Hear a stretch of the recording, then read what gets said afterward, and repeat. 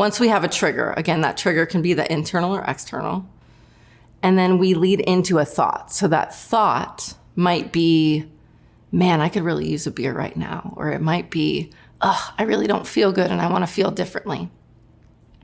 Or many, many thoughts that we have. And it starts with just one, right? Maybe we see, the trigger is we see a billboard, right? With someone drinking alcohol, for example.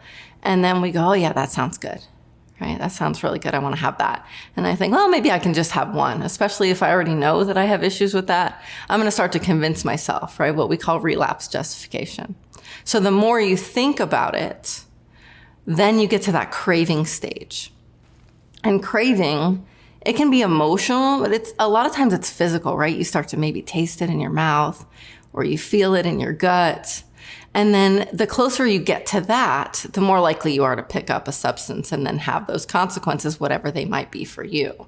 You know, they might affect your work, your relationships, or even just the way you feel, right? Especially if you were trying to stop and then you pick up again, then there's a lot of emotions that go along with that. And then it comes full circle into a loop. So then we're triggered again, right? That internal trigger.